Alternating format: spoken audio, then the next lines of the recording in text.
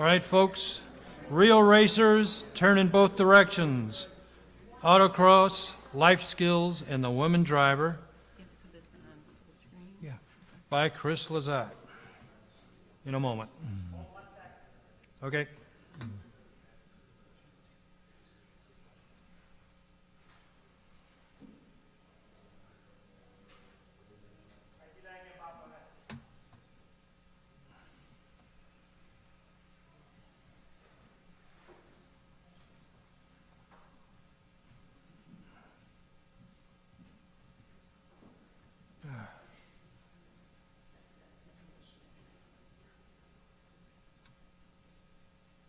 I don't know where it is on the,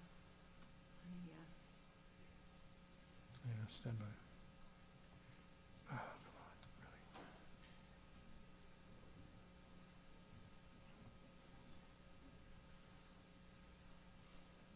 Trying to get full screen here, folks. Huh? oh,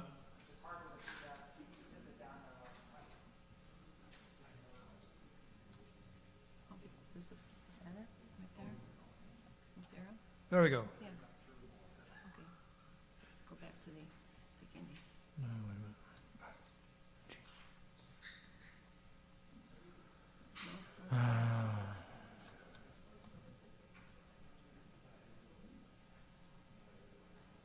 Yes, and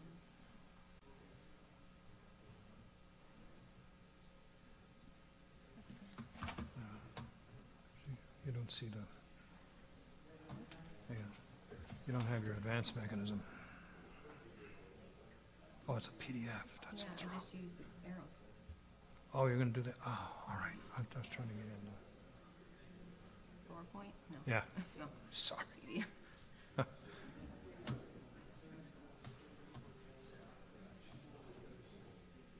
Okay. All right, we're all set now. Thank you. This over here. All right, let's. I need this lower. Okay. Good afternoon, everyone, and thank you for your interest in this presentation, which focuses on women's participation in the motorsport of autocross. I'm Chris Lezotte, an independent scholar. The overarching subject of my research is the relationship between women and cars in a variety of contexts. 3 years ago, in November of 2019, I attended the Yargett-Singer Conference on the invitation of Don Capps. At that time, I had recently accepted an invitation to write a chapter focused on the history of women-only racing for an upcoming book on the history and politics of motorsports. I called upon the conference, therefore, not only to become better informed regarding motorsports scholarship, but to also conduct research at the IMRRC. A big shout out to Jenny Ambrose, who helped me in that endeavor. As part of my investigation for this book project, I interviewed a number of women who posted about their involvement in motorsports on the SCCA Facebook Women on Track page. While the women participated in many motorsports arenas, the overwhelming majority, I discovered, ran in autocross. As motorsports are historically unwelcoming to women, I was intrigued by the notion of a motorsports venue that was somewhat effective in attracting female participants. As one of my primary research interests is women who successfully negotiate entry into masculine car cultures, such as muscle cars and pickup trucks, I thought that an investigation of women who participate in autocross would be an interesting and perhaps revelational project to pursue. Of course, shortly after that conference, COVID closed everything down, including a large number of motorsports events. So I had to wait a couple of years before embarking on the autocross study. I began attending motorsports events in the fall of 2021 and just recently completed the transcription of the last of 31 one-hour interviews conducted with female autocross drivers. I also spent a great deal of time on social media and locations such as the aforementioned Women on Track Facebook page, where women asked questions, posted results, and provided support for one another. This presentation today is a first attempt to introduce my initial findings. The study of women in autocross is important for a number of reasons. Scholarship on women in motorsports tend to fall into two camps: sexist attitudes and practices which create barriers to women's professional motocross participation, and monographs focused on the success of exceptional women who have made it in the masculine world of motorsports. Amateur motorsports as a potential stepping stone to professional aspirations, as a male-dominated activity in which women participate, or as a source of female identity and empowerment has not been examined. Although women comprise over 50% of licensed drivers, women's participation in motorsports at all levels and all types of events is less than 4%. However, women have at times represented nearly 20% of autocross participants on a national level. This suggests that there are qualities of autocross that are particularly appealing to women drivers, and that women have developed successful strategies to become integrated and accepted into the autocross community. How women negotiate entry in a traditionally hypermasculine culture such as motorsports has relevance not only to activities associated with the automobile, but to any location in which masculinity and male culture hampers women's participation. Therefore, as I began this investigation into women's autocross participation, my initial objective was to address the following questions. Who are the women who participate in autocross? What strategies do women call upon to gain entry into the autocross arena? What are the qualities that attract women to autocross? How do women benefit from autocross participation? What are the obstacles to women's autocross participation? And how does women's participation challenge and reshape autocross culture?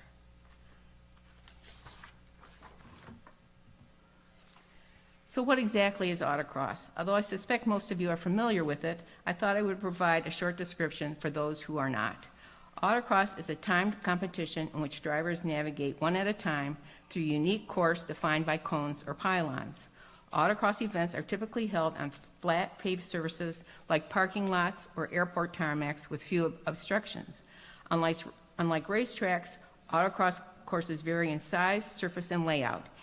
Each event presents a new challenge. Events typically have many classes that allow almost any vehicle, with the possible exception of SUVs and pickup trucks, to compete. While speeds are generally no greater than those encountered on the highway, success at autocross requires concentration, precision maneuvering, and quick reflexes.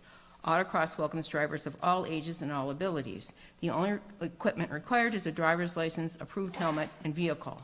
Although I have not participated in autocross as a driver, I observed at 2 local autocross events held at a driver's education lot and a regional pro solo event which took place at the Toledo airport to gain a better understanding of autocross and the women who run in it. Who are the women who participate in autocross? The women who contributed to this project were recruited from local events as well as the SCCA Women on Track Facebook page. They ranged in age from 23 to 72, with the largest group, 30%, from the 30 to 39 range. The women varied in autocross experience levels from less than 1 year to nearly 50, beginners to national championship winners. 84% were married or partnered, but just 23% had children. 20 identified as non-white and 90% as heterosexual. While women in warm weather states were in the majority, no doubt due to the extended racing seasons in those climates, women in other areas of the country were well represented. In terms of political ideology, of those who provided an answer, 60% leaned left, 25% were moderate, and 15% identified as conservative.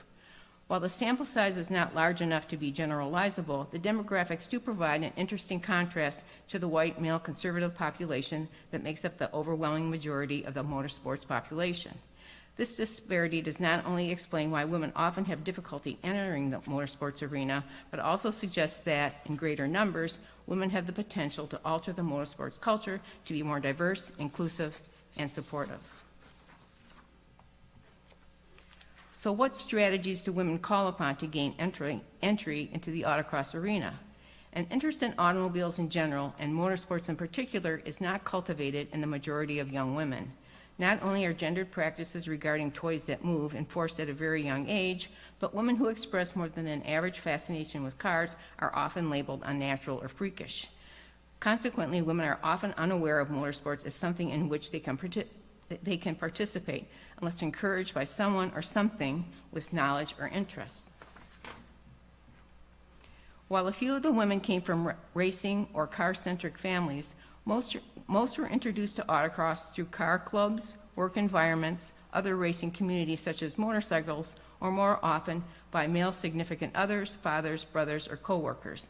Many of the men consider the participation of their wives or girlfriends as a way to rationalize their own autocross habit, as well as an opportunity to spend more time together doing something they enjoyed. The women, who often shared cars with husbands or boyfriends, appreciated the male support and found pleasure and excitement in the shared autocross experience. So what are the qualities that attract women to autocross? The first is affordability. Autocross is the most affordable of all motorsports. When starting out, many of the women use daily drivers to see if autocross is something they might want to pursue. Car sharing is encouraged in autocross. Couples often co-drive cars, and carless women will usually find someone with whom to share a vehicle. Autocross entries are less expensive than other motorsports, and there is less wear and tear in the car, although avid autocrossers go through a whole lot of tires.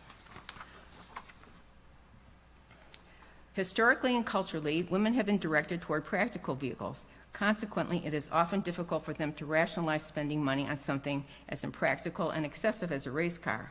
The use of a daily driver and the ability to car share makes the money directed toward autocross easier to justify. The woman also mentioned the accessibility of autocross. Experience and special driving skills are not required. Autocross is very much a learn-as-you-go motorsport. There are always individuals on hand, eager to ride along with novice drivers, provide instruction, and explain the basics. Many of the women began by attending autocross events with boyfriends or husbands as spectators, eventually proclaiming that I can do this and taking the wheel themselves. Another quality that attracts women is safety. Numerous studies have demonstrated that as a population, women are safer drivers than men. Culturally, women are considered responsible for family safety and are encouraged to purchase vehicles with an abundance of features that will protect their family and loved ones.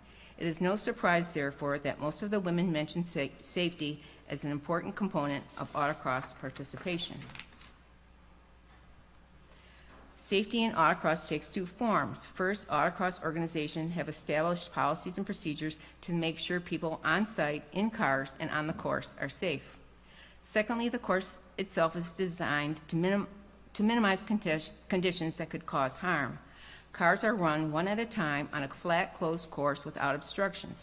The only object which could cause car damage is a plastic cone. As a test of coordination, concentration, and driving skill, rather than power and performance, cars rarely get above 60 miles an hour. Oops. Sorry. Excuse me.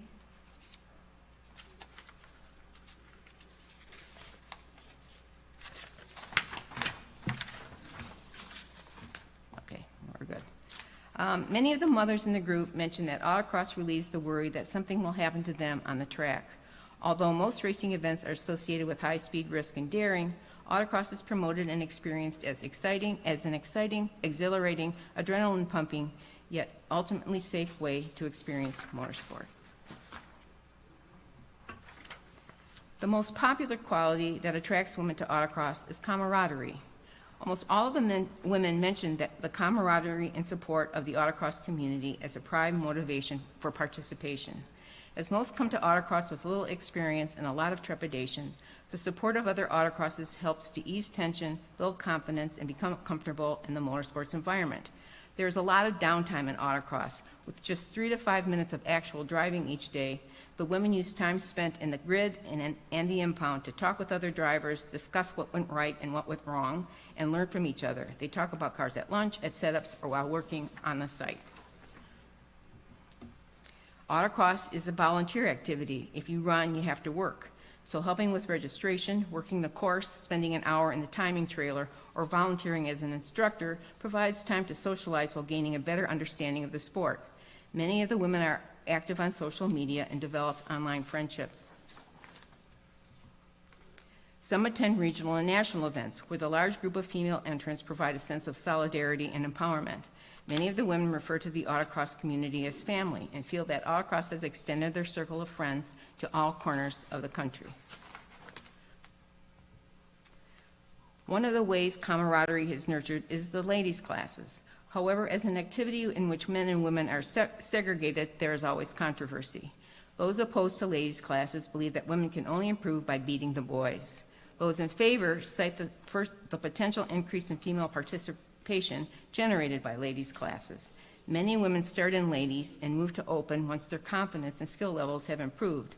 Some run in open locally, where there's often little competition in ladies, and switch to open at ladies at regional and national events.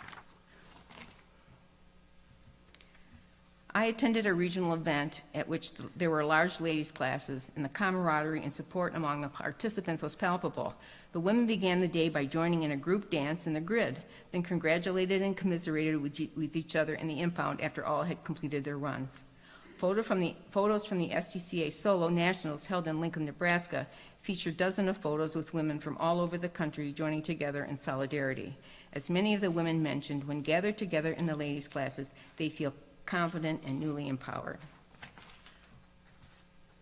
So how do women benefit from autocross participation? Many of the women mentioned how autocross changed their relationship with the automobile in significant ways. Not only does autocross provide the opportunity to understand the car better, but it teaches important driving skills that translate to everyday life. Autocross also provides an experience unequaled in daily driving, the thrill of driving fast, the adrenaline of competition, the opportunity to continue to improve one's performance, the mental challenge, the chance to be a badass behind the wheel. Many of the women enjoy the surprise of others when they discover that the mild-mannered school teacher or uptight business manager autocrosses on the weekends. Autocross can change women. They become more confident in their skills and in themselves, more outgoing and self-assured in relationship with others, better equipped to handle stress in everyday life, and closer to those with whom they share the autocross experience. Those who do especially well in autocross have unique opportunities to compete for national championships, test drive cars in other parts of the country, and become ambassadors for all autocrossing women. What are the obstacles to women's participation? In order to consider participating in autocross, one has to know it exists. Most women are unaware that engaging in motorsports on such an accessible and affordable level is possible. Those who do find their way to an autocross event often start out fearful, not by the course or getting behind the wheel, but are nervous they will embarrass themselves in front of friends, family, and most especially the men in attendance. Positive interactions with newcomers to autocross are essential for retaining new drivers. Those who have remained in autocross cite the camaraderie of the autocross community as responsible for their continued participation. The woman I spoke to mentioned how in the beginning they were able to get over their fears through the actions and assistance of more experienced drivers, especially other women. Now that they have gained confidence as drivers, the women actively play it forward to autocross novices. Out of the 31 women interviewed for this project, only 7 had children. This points to the biggest obstacle in female participation: how to accommodate families so that women can drive. As culturally women are considered responsible for child care, if someone has to stay home with the kids while the other runs at autocross, it is almost always the female partner. Women within autocross organizations have developed groups to specifically address the obstacles that hamper women in the sport. One of the key tasks was to create an environment that encourages family participation. The ladies' classes were in fact developed in part to address this issue. If a couple shares a car but not the same class, one parent can watch the kids while the other competes. This has allowed women who had reluctantly stayed at home to not only have the opportunity to run, but to share in a mutually enjoyable activity with the family. Historically, motorsports has been dominated by white conservative men. As indicated by many of the women, some of the old-timers have misogynistic views that hamper, if not discourage, females' participation. Women who participate with male partners are often somewhat shielded from this type of behavior. Those who don't either learn to avoid such individuals or learn to let it roll off their backs. Women within the autocross community work diligently to make the environment a welcoming one. While this has been mostly successful in the ladies' classes, there need to be more women in autocross on all levels, particularly in leadership positions, to affect that kind of cultural change. How does women's participation challenge and reshape autocross culture? Women in autocross understand that it is on them to increase female participation. Often this means gaining respect and working their way into places of authority within various motorsports organizations. Becoming active in autocross clubs and programs provides the opportunity to create and implement policies beneficial to the female drivers. Many of the women I spoke to volunteer as committee chairs, club officers, program directors, newsletter editors, photographers, graphic designers, social media administrators, and a multitude of other positions that provide access and influence to the autocross community. Others take part on a more basic level by volunteering as instructors and creating a welcoming environment for those new to the sport. Women-led groups within autocross organizations work to serve the needs of female drivers. They not only develop strategies to recruit more women to autocross, but also work to secure sponsors to create scholarship opportunities for novice women. By working from within, women in autocross have the opportunity not only to increase female participation, but in doing so change the culture of autocross from a historically white masculine fraternity to a diverse and inclusive community that welcomes all drivers. Autocross is an amateur activity. Although women have achieved great success on the autocross stage, the sport is rarely a route to a professional career in motorsports. Rather, it is an activity taken on for its challenges, thrills, uniqueness, fun, and most importantly, camaraderie. It provides an opportunity to develop friendships with those who share an interest from all walks of life from all over the country. For those with autocrossing partners, it is a chance to spend time together in a mutually enjoyed pastime. To the women in autocross, success is not only measured by time on the clock. Rather, it's about successfully applying oneself to an undertaking that is challenging, invigorating, exhausting, and ultimately rewarding. It is about learning and improving skills one run at a time. It is about bringing other women into the sport and helping, teaching, commiserating, and encouraging them. It is about creating a supportive, welcoming, and empowering community, not just for women, but for everyone involved in the autocross hobby.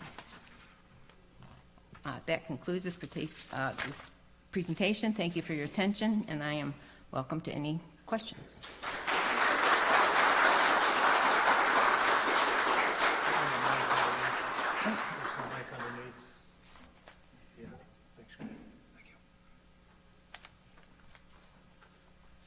Any questions? Anybody?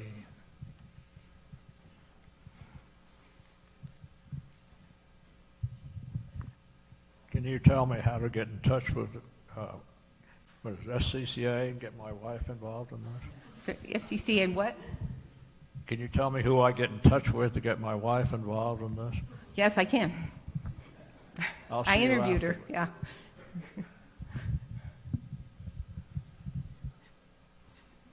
Do any of the women involved in autocross move up to another category, like a track racing or rattling? Some of them do. I was curious about that. Some of them do track days, and they do driver's education, but very few of them go on to any wheel-to-wheel competition. The problem with those activities is they're more expensive, and gasoline's expensive. It's more wear and tear in the cars, so most of them just stick to autocross, and a lot of them have been doing it for 40 or 50 years, doing it for a really long time. And some of them are quite good. They have national championships. So another way to come at this is to look at an organization that promotes this kind of thing. I was thinking about the Porsche Club of America as you spoke, whose slogan, by the way, is it's not the cars, it's the people. And their propaganda of all media is filled with the sense that this is a family-friendly set of activities, many photographs of men and women, although generally heterosexual couples. At the same time, it's pretty clear that the power brokers within the organization at various levels are nearly all male. And the little bit of marketing information I've seen, particularly if you exclude the SUVs, show that nearly all Porsche purchasers or leasers are males. So it's a kind of a difficult situation. Right, well, actually, one of the women I spoke to started an autocross through the Porsche Club. She and her husband drive Boxsters, right? Is that how you say it? But she mentioned that they don't have ladies' classes in the Porsche Club. Everybody has to run an open. So if you're sharing a car, that becomes problematic. It's okay if you don't have children, but if you do, then that's an issue. But like I said, most of the women I talked to didn't have children, and perhaps that's what made them able to participate this for a long period of time. Any other questions? Okay.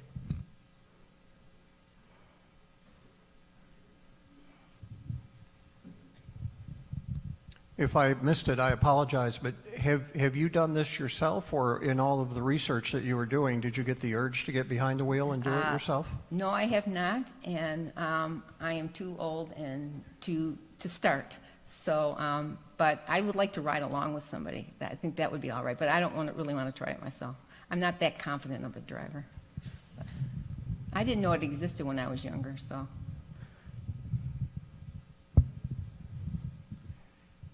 Well, I think it should be pointed out that the national SCCA National Solo Championship is probably one of the largest motorsport events in the world. Yes. In Lincoln, Nebraska. And They get as a former director of SCCA, I've watched this sport develop and come up. And it used to be, yes, a lot of people who did autocrossing went into racing. It doesn't seem to be that crossover anymore. Most of the people who go autocrossing do autocrossing, and that's as far as they go. But it is still an incredibly popular event, and it is, as I say, once again, I've forgotten the exact numbers, but I think it approaches 1,000 entries. Yeah, I think they had 1,200 this year, and they had a lot of women. Sounds Huge. right. I know some friends who went. Yeah, a lot of the women I talked to went. And, That's the event you should go to. yeah, it's in October.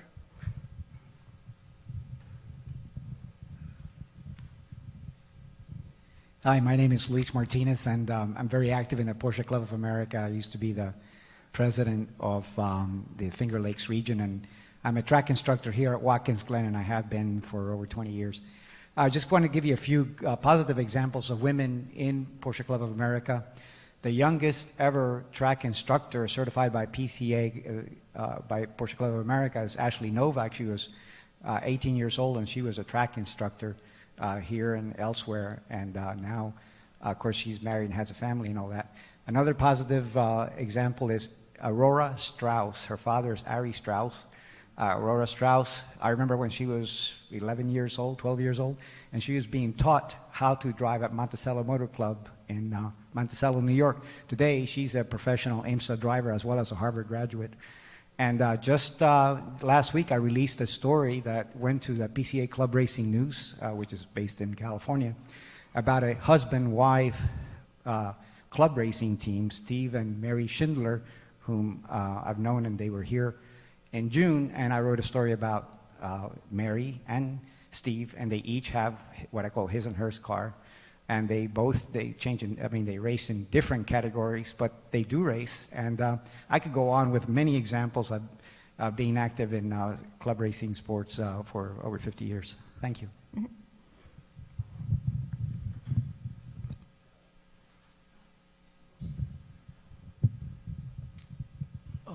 With your background in writing car commercials, I was thinking you might be the perfect person to do a presentation or a book on women in automotive advertising. Any thoughts on that? I'd like to leave my advertising past behind. But I did write an article that was in the Automotive History Review about my time spent at McCann Erickson working on Buick and GMC truck, and I did do some advertising that focused on women, which at the time, this was in the 80s, which was very unusual at the time.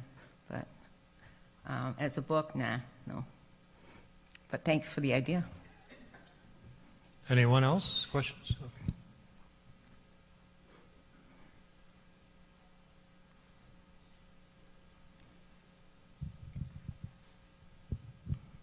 In which states do most of this autocross happen?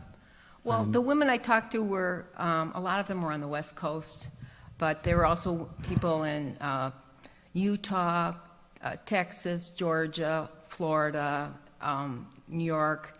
They were pretty much from all over. I think they just have a longer racing season on the West Coast than they do, obviously, in the North. Any other questions? No?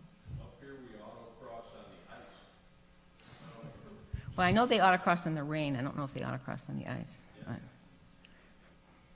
Thank you, Chris.